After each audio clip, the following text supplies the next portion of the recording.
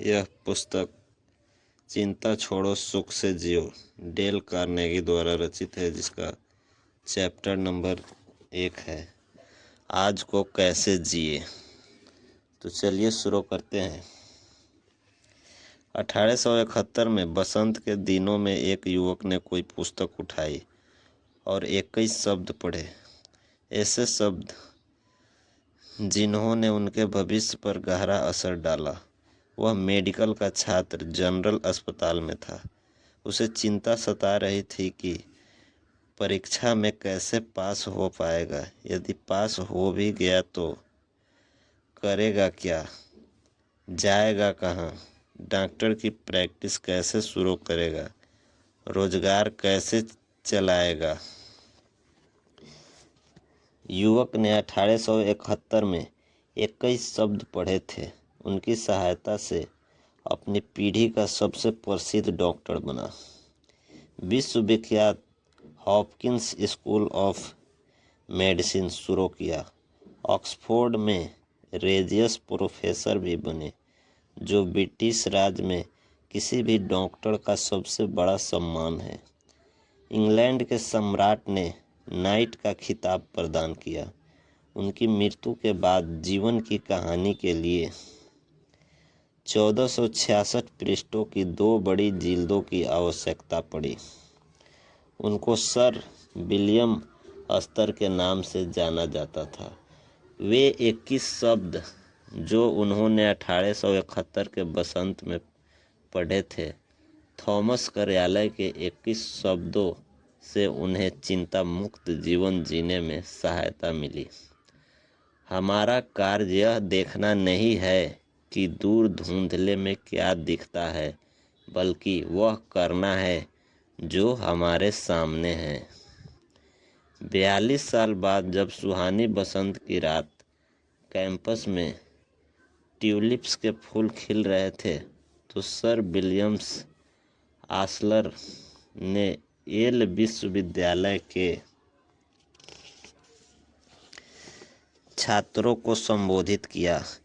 उन्होंने बताया कि सबको लगता है कि वे 4 विश्वविद्यालयों में प्रोफेसर थे और एक लोकप्रिय पुस्तक के लेखक भी, इसलिए उनके पास खास तरह का विभाग होगा। यह सच नहीं है और उनके सभी मित्र भी जानते हैं कि उनका मस्तिष्क बहुत ही औसत दर्जे का है।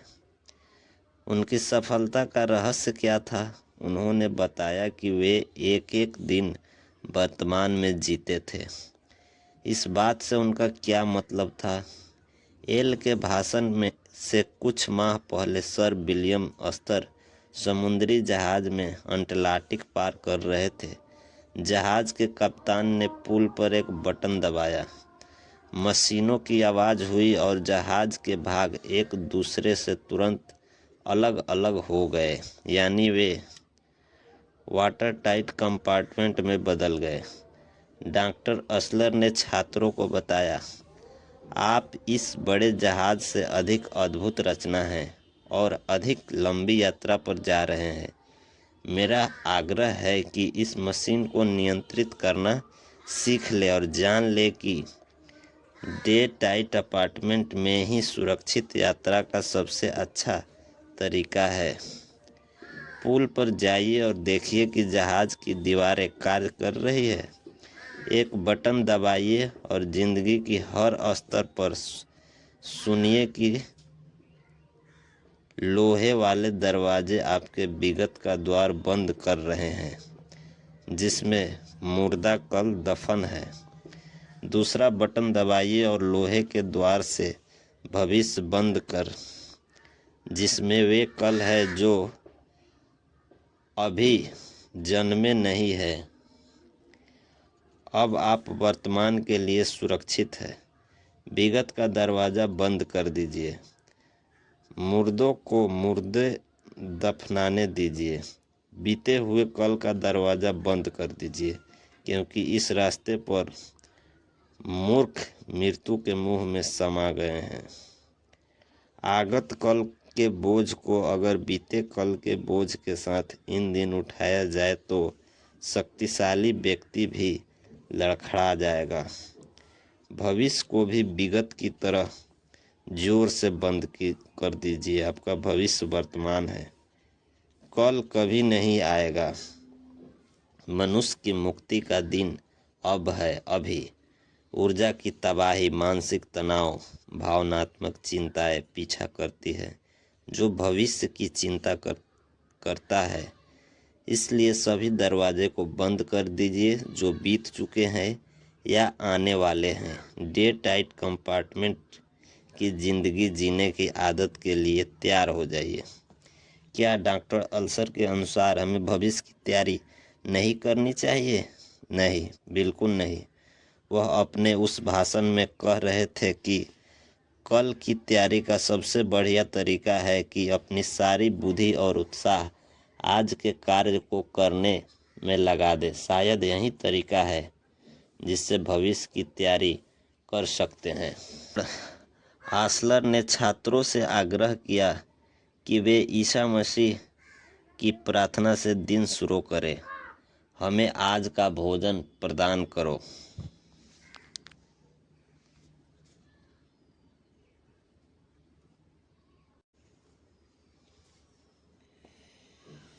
ध्यान दे, प्रार्थना में आज का भोजन मांगा है, शिकायत नहीं की है कि कल जो रोटी खाई थी वह बासी थी। इसमें यह भी नहीं है, हे प्रभु, गेहूं की फसल उगती है, वहाँ कुछ समय से वर्षा नहीं हुई है। हो सकता है कि अकाल ही पड़ जाए, तब अगले साल रोटी कैसे मिलेगी? यह हो सकता है कि नौकरी छूट जाए, हे प्रभु, तब भोजन कैसे मिलेगा? नहीं, यह प्रार्थना सिखाती है कि सिर्फ आज के लिए ही भोजन मांगे, क्योंकि शायद आज का भोजन ही वह इकलौता है जिसे खा सकते हैं। वर्षों एक गरीब दार्शनिक पथरीले क्षेत्र में भटक रहा था। वह लोगों को गुजारा करने में बहुत कठिनाई आ रही थी।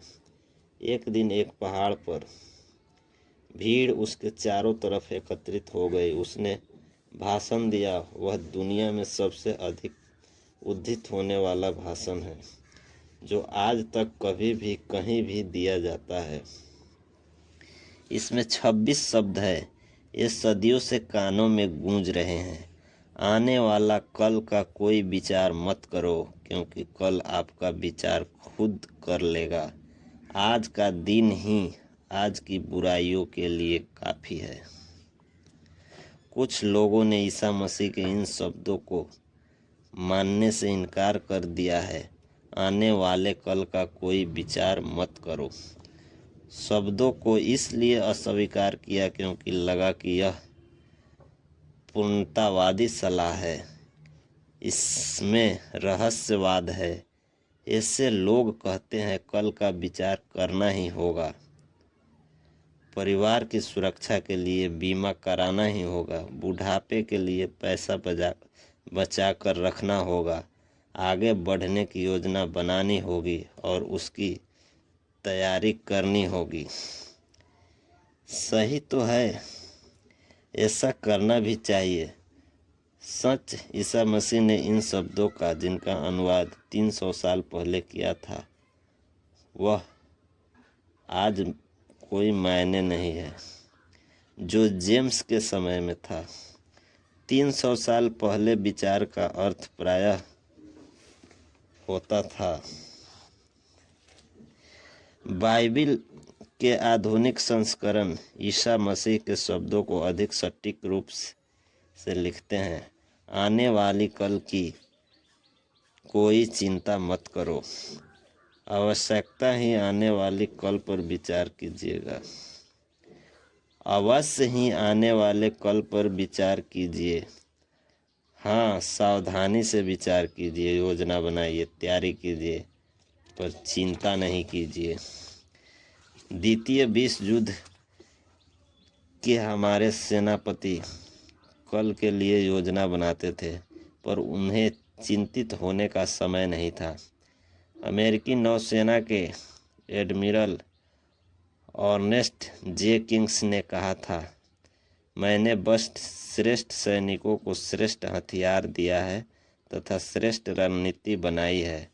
मैं बस इतना ही कर सकता हूँ। यदि कोई जहाज डूब गया है तो वापस नहीं ला सकता। यदि डूबने वाला है तो मैं उसे बचा नहीं सकता। मैं बीते कल की समस्याओं पर चिंतित होने की बजाय आगे तक कल की समस्याओं पर कार्य करने के लिए अपने समय का अच्छा उपयोग कर सकता हूँ। अगर मैं चिंता करने लगूँ तो मैं ज़्यादा दिन नहीं टिक पाऊँगा। युद्ध हो या शांति, अच्छी बुरी सोच में सबसे बड़ा फर्क यही है। अच्छी सोच कारण और परिणाम के लिए विचार करती है और इसकी योजना तार्किक तथा रचनात्मक होती है। बुरी सोच प्रायः तनाव और नर्वस ब्रेकडाउन का कारण बन जाती है। मुझे द न्यूयॉर्क टाइम्स जैसे विश्व प्रसिद्ध समाचार के प्रकाशक आर्थ हकेस सुलबर्ग का इंटरव्यू लेने का मौका मिला। उन्होंने बताया कि जब यूरोप में द्वितीय विश्व युद्ध चल रहा था तो भविष्य को लेकर इतने चिंतित थे कि नींद कठिन हो गई। वह प्रायः आधी रात को कैनवास और ब्रश लेकर बैठ जाते, शीशे में देखकर अपनी तस्वीरें बनाने की कोशिश करते। वह पेंटिंग के बारे में कुछ नहीं जानते थे, फिर भी इसलिए पेंटिंग करते थे ताकि मस्तिष्क को चिंताओं से दूर रख सके। सुजलबर्ग ने रहस्य बताया कि अपनी चिंताओं को जब तक दूर नहीं करोगे तब तक शांति नहीं मिलेगी। उन्होंने चर्च के एक भजन के 6 शब्दों को जीवन का सूत्र बना लिया, तब उन्हें शांति मिली। एक कदम काफ़ी है मेरे लिए, मंजिल दिखाओ दयालुतापूर्ण प्रकाश, स्थिर रखो मेरे पैर, मैं तुम्हें नहीं कहता कि दिखाओ दूर का दृश्य, मेरे लिए एक कदम काफ़ी है। इसी समय यूनिफॉर्म पहने एक युवक कहीं यूरोप में कहीं पाठ पढ़ रहा था। नाम टेड बेंजामिन था और वह बल्टीमोर मैरीलैंड में रहता था।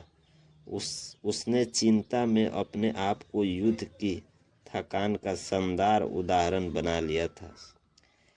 टेड बेंजामिन लिखते हैं, अप्रैल 1945 में मैंने तब तक चिंता की जब तक कि मैं बीमार नहीं पड़ गया। डॉक्टरों के अनुसार मुझे स्पैस्मोडिक ट्रांसवर्स कोलोन की बीमारी थी। बहुत तेज दर्द होता था। यदि युद्ध उस समय समाप्त नहीं हुआ होता तो विश्वास है कि मैं शारीरिक रूप से बिल्कुल टूट गया होता और ब्रेकडाउन का शिकार हो जाता। मैं पूरी तरह से निठल्ला रहता था। 94वीं इन्फेंट्री डिवीज़न का मैं grave registration non to conditional officer था। मेरा कार्य था युद्ध में मरने लापता होने वाले और अस्पताल में भर्ती लोगों को रिकॉर्ड में सहायता करना। मित्र देशों और शत्रुओं की उन लाशों को बाहर निकालना होता था जिन्हें युद्ध में मारकर हड़बड़ी में कम गहरी कब्रों में दफना दिया गया था। उन मरे हुए लोगों को व्यक्तिगत सामान इकट्ठा करने थे और अच्छी तरह से देखना होता था कि वे उनके माता पिता या निकट के रिश्तेदारों के पास भेज दिया जाए। वे इन्हें अच्छी तरह से संभाल कर रखेंगे।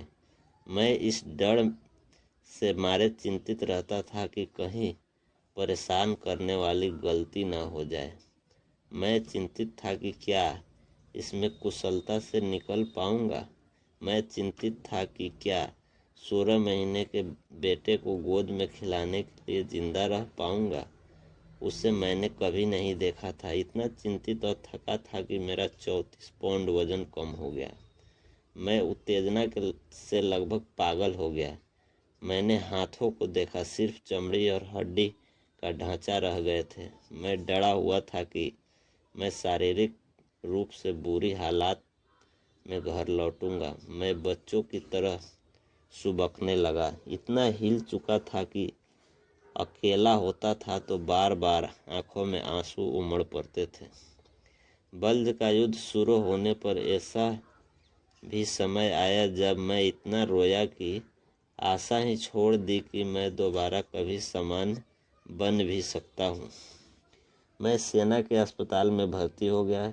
डॉक्टरों ने ऐसी सलाह दी जिसने मेरे जीवन को पूरी तरह बदल दिया। मेरा शरीर जांच करने के बाद बताया कि मेरी परेशानी मानसिक थी। उन्होंने कहा, टेड, मैं चाहता हूँ तुम मान लो कि तुम्हारी ज़िंदगी रेत की घड़ी की तरह है।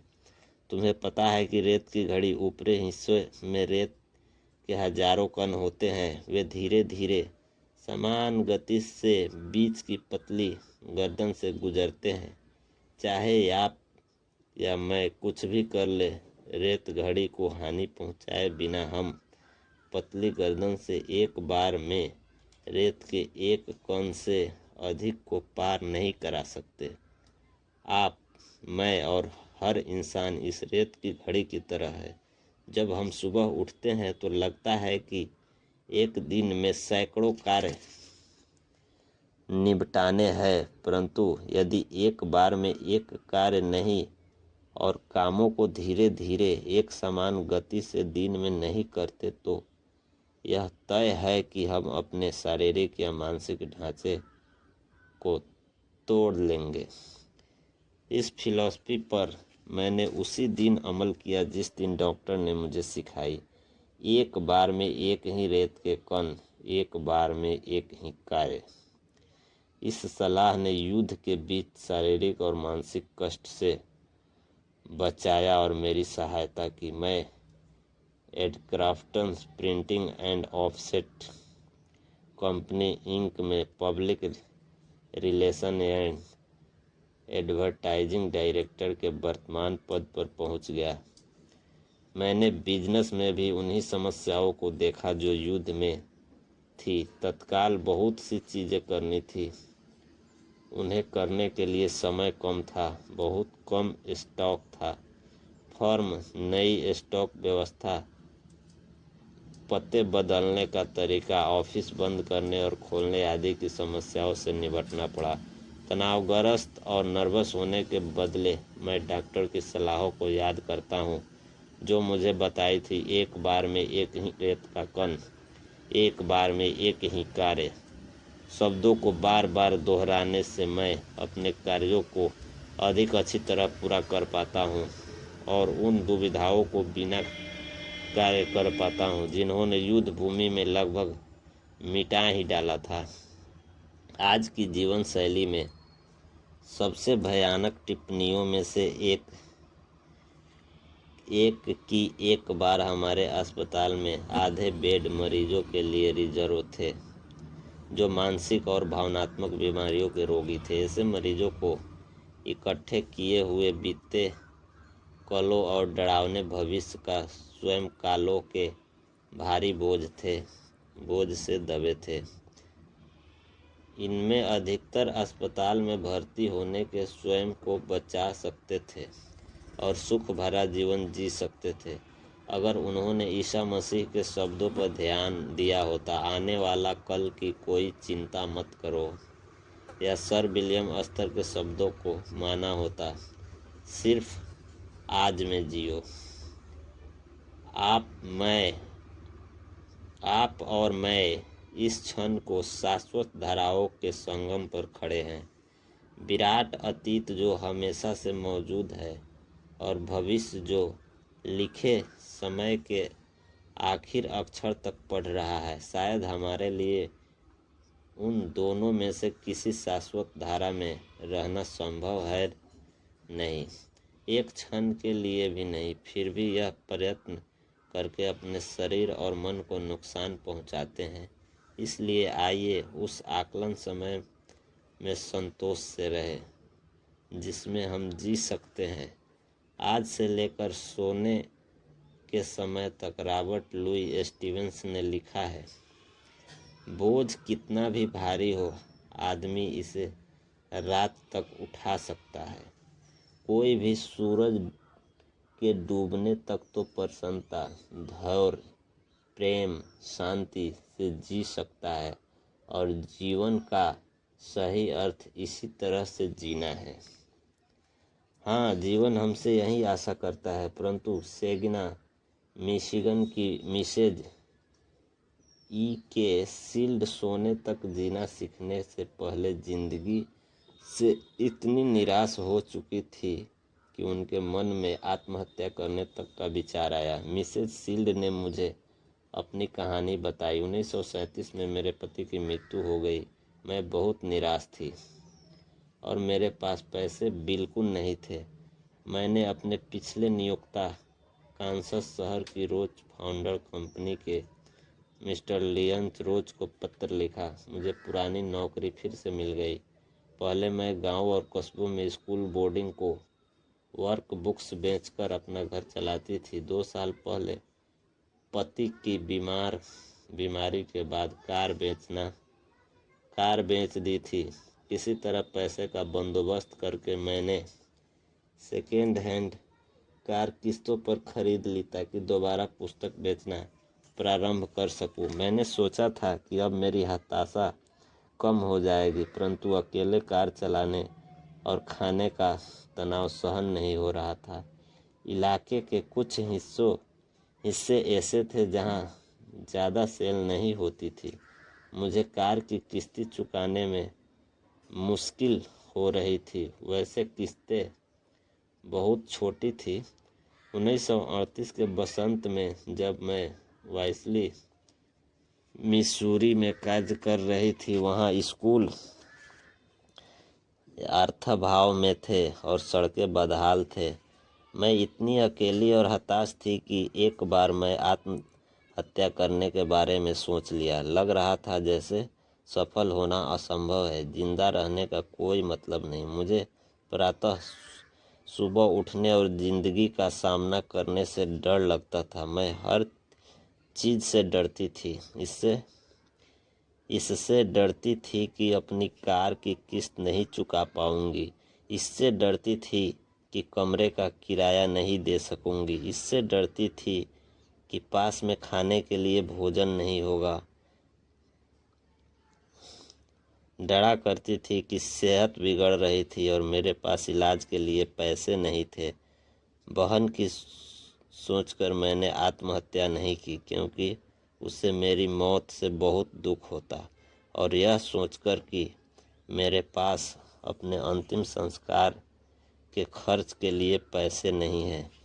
एक दिन मैंने एक लेख पढ़ा जिसमें निराशा से बाहर खींच लिया और जिंदा रहने का साहस दिया। मैं उस लेख के एक प्रेरक कथन के प्रति हमेशा आभारी रहूंगी। वह कथन था, बुद्धिमान आदमी के लिए हर दिन एक नया जीवन होता है।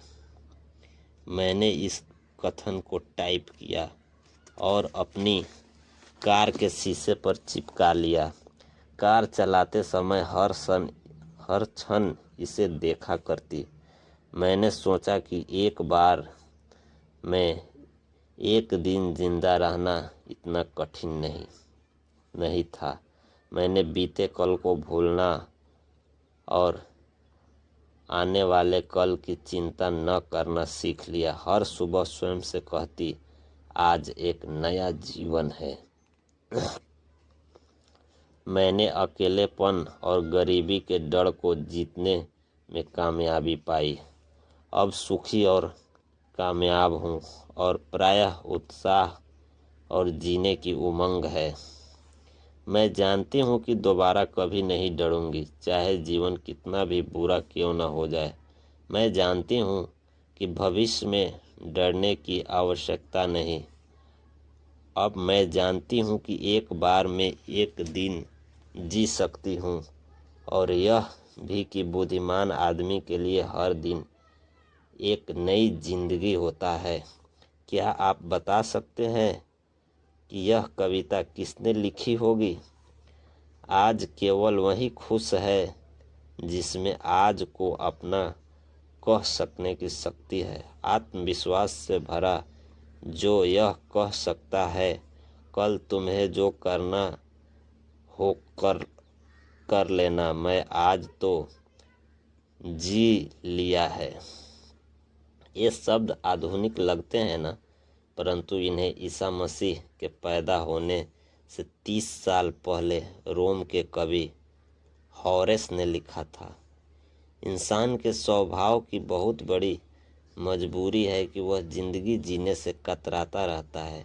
हम सब क्षितिज पर भविष्य के गुलाबों की जादुई बगीचे के स्वप्न देखते के बजाय उन गुलाबों का आनंद लेने के जो आज हमारी खिड़की के बाहर खिल रहे हैं। हम इतने मूर्ख क्यों होते हैं, इतने दुखी मूर्ख। कितनी अजीब है जीवन की यात्रा। स्टीफन लीकॉक ने लिखा है, बच्चा कहता है मैं जब बड़ा हो जाऊंगा, बड़ा होने पर कहता है मैं जब कमाने लगूंगा, कमाने लगता है तो कहता है मेरी जब शादी हो जाएगी, शादी हो जाती है तो क्या फ़र्क पड़ता है, विचार बदल जाता है।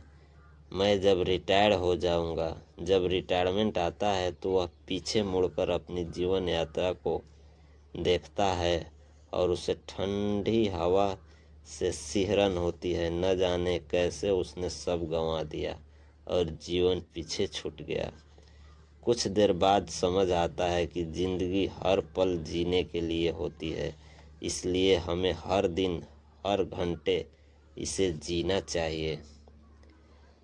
डेट्राइट के स्वर्गीय एडवर्सन एम्स इवांस को चिंता करते करते मौत के कगार पर पहुंच गए थे और तब जाकर वे सीख पाए कि जिंदगी हर पल जीने के लिए होती है, इसलिए हमें हर दिन हर घंटे इसे जीना चाहिए। गरीबी में बड़े हुए एडवर्सन इवांस ने पहले तो अखबार बेचकर फिर एक किराने के दुकान में क्लर्क की नौकरी करके पैसे कमाए। इसके बाद जब उनका परिवार 7 लोगों का हो गया तो उनका पेट भरने के लिए वे असिस्टेंट लाइब्रेरियन बन गए। हालांकि तनख्वाह कम थी, परंतु नौकरी छोड़ने का जोखिम लेने में वे डर रहे थे। 8 साल बाद उनमें इतने हिम्मत आई कि वे अपना खुद का बिजनेस शुरू करने का साहस जुटा सके। बहरहाल एक बार उन्होंने जब शुरुआत की तो उधार ली गई $55 की पूंजी से एक ऐसा बिजनेस शुरू कर लिया जिसमें उन्हें एक साल में $20,000 की आमदनी होने लगी। तभी एक अप्रत्याशित घटना हुई, एक अत्यंत दुखद अप्रत्याशित घटना। उन्होंने अपने किसी दोस्त की जमानत ली थी, वह दोस्त दिवालिया हो गया। इतना ही नहीं, इसके तत्काल बाद एक और विपत्ति आ गई। जिस बैंक में उनका पैसा जमा था वह बैंक भी दिवालिया हो गया, उनका सारा पैसा डूब गया। इवांस के पास अब एक ढेला भी नहीं बचा और वह $16,000 के कर्ज में डूबा पड़ा हुआ था। उसकी नब्ज यह सहन नहीं कर पाई। उसने बताया, मैं न तो सो सकता था न खा सकता था, मैं बुरी तरह बीमार पड़ गया। चिंता चिंता सिर्फ चिंता के कारण मुझे यह बीमारी हुई थी। एक दिन जब मैं सड़क पर पैदल चल रहा था तो मुझे चक्कर आ गया और मैं फुटपाथ पर गिर गया। मैं चलते चलते काबिल नहीं बचा था, मैं चलने के काबिल नहीं बचा था। मुझे बिस्तर पर लिटा दिया गया। मेरे शरीर पर फोड़े हो गए। फोड़े के कारण बिस्तर पर लेटे रहने में भी मुझे असहनीय कष्ट होने लगा। मैं दिनों दिन कमज़ोर होता जा रहा था। एक दिन डॉक्टर ने बताया कि मैं सिर्फ 2 सप्ताह और जिंदा रह सकता हूँ। मुझे यह सुनकर सदमा लगा। मैंने अपनी वसीयत लिखी और फिर मौत के इंतज़ार करते हुए बिस्तर पर लेट गया। अब चिंता करने या संघर्ष से कोई फ़ायदा नहीं था, इसलिए मैंने हार मान ली। मैं शांत हो गया और मुझे नींद आ गई। कई सप्ताहों से मुझे 2 घंटे लगातार नींद नहीं आई थी, परंतु अब चूंकि मेरी सारी चिंताएं मिट चुकी थी, इसलिए मैं किसी बच्चे की तरह गहरी नींद में सो गया। निढाल कर देने वाली थकान दूर होने लगी। मुझे भूख लगने लगी। मेरा वजन भी बढ़ गया। कुछ सप्ताह बाद मैं बैसाखियों के सहारे चलने लायक हो गया।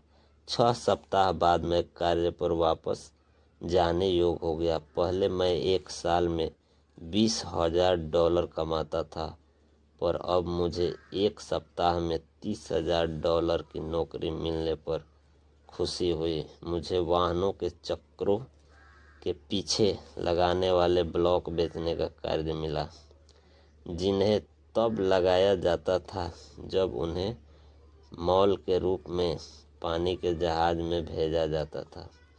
मुझे अब सबक मिल चुका था। चिंता करना बिल्कुल बंद, पिछली बातों पर पछताना बंद, भविष्य का खौफ बंद।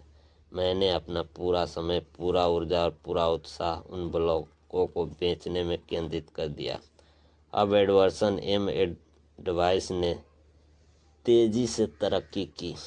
कुछ सालों में वे कंपनी के प्रेसिडेंट बन गए, इवान प्रोडक्ट्स कंपनी के प्रेसिडेंट। यह कंपनी बहुत सालों से न्यूयॉर्क स्टॉक एक्सचेंज में दर्ज है। अगर आप कभी ग्रीनलैंड के ऊपर हवाई यात्रा करें तो आप इवाइंड फील्ड में उतर सकते हैं।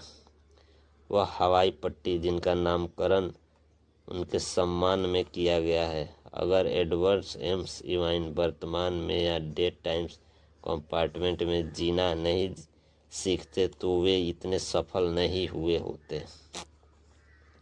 आपको याद होगा व्हाइट क्वीन का कथन, नियम यह है कि आने वाले कल का मुरब्बा बनाओ, बीते हुए कल का मुरब्बा डालो, पर आज का कभी भी मुरब्बा मत बनाओ। इसमें से ज़्यादातर लोग इस तरह के होते हैं। बजाय इसके कि हम अभी अपनी ब्रेड पर मुरब्बे की मोटी परत लगाए, हम अपने बीते हुए कल के मुरब्बे की चिंता करते हैं और आने वाले कल का मुरब्बा डालने की फिक्र करते हैं। महान फ्रांसीसी दार्शनिक मॉन्टेन से भी यही गलती हुई। उन्होंने लिखा है, मेरी जिंदगी भयानक दुर्भाग्यों से भरी है, जिसमें से ज़्यादातर तो कभी आए ही नहीं।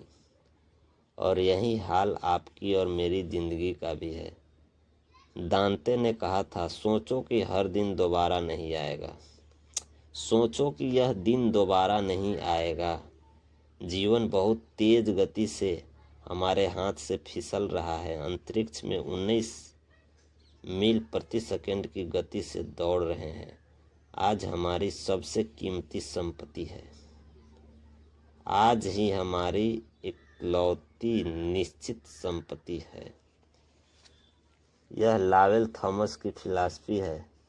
मैंने हाल ही में उन्हें फॉर्म पर एक सप्ताहांत गुजारा और देखा कि उन्होंने 118वें भजन के ये शब्द अपने ब्रॉडकास्टिंग स्टूडियो की दीवार पर फ्रेम करके टांग रखे थे, जहां वे उन्हें अक्सर देख सके। यही वह दिन है जिसे भगवान ने बनाया है। हम इसमें आनंदित होंगे और खुश रहेंगे। लेकिन जॉन्स रॉकिंस के मेज पर पत्थर का एक सादा टुकड़ा रखा था, जिस पर एक शब्द खुदा था, आज। हालांकि मेरी डेस्क पर पत्थर का कोई टुकड़ा नहीं है, लेकिन मेरे शीशे पर एक कविता चिपकी हुई है जिसे मैं हर सुबह दाढ़ी बनाते समय